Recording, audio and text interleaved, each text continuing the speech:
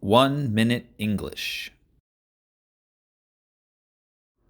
In this 1-minute lesson, we're going to have a look at some different meanings for settle down.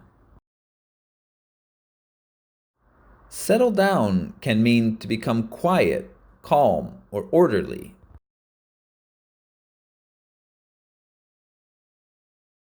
The boy settled down after his mother yelled at him.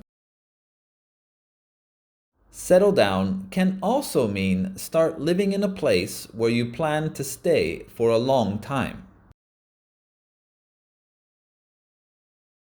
They traveled all around the world, but now they've bought a house and settled down.